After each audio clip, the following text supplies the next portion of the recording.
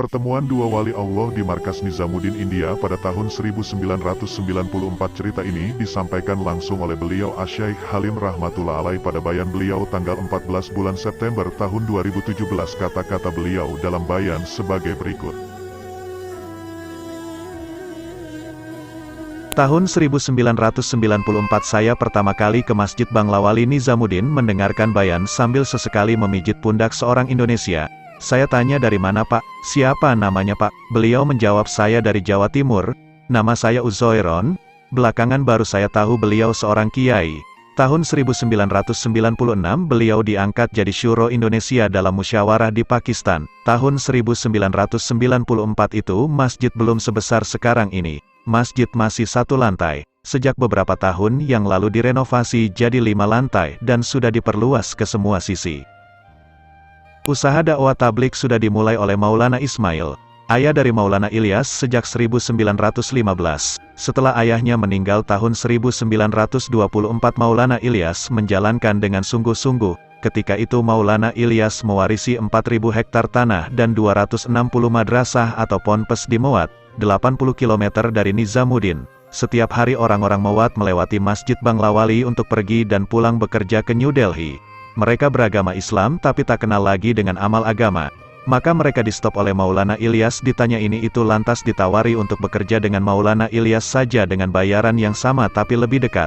Mereka bertanya, apa kerjanya? Tenang saja, nanti diajari, jawab Maulana Ilyas. Maka orang-orang itu tinggal dalam masjid dan diajari mandi, wudu, sholat dan hanya disuruh mendengar taklim dan bayan. Mereka diberi makan dan diajarkan adab-adab sunnah. Mereka juga tidur di masjid. Setelah 3 hari ditanya bagaimana kesannya, dan semua merasa senang dan mau terus seperti itu.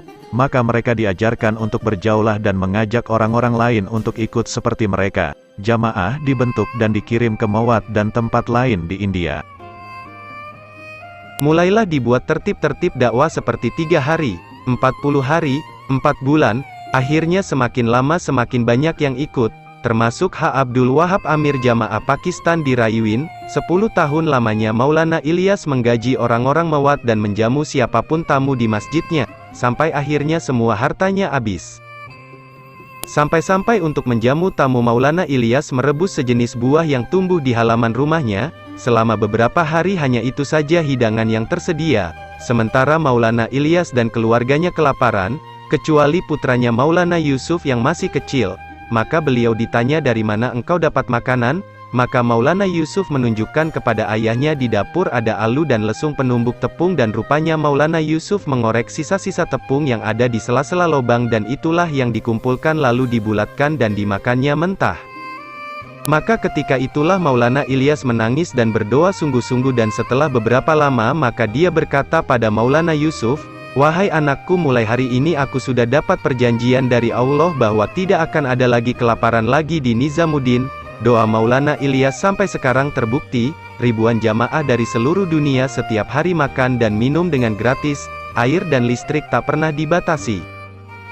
Usaha dakwah ini telah berkembang di seluruh negara di dunia, bahkan di Israel saja ada 3 markas dakwah.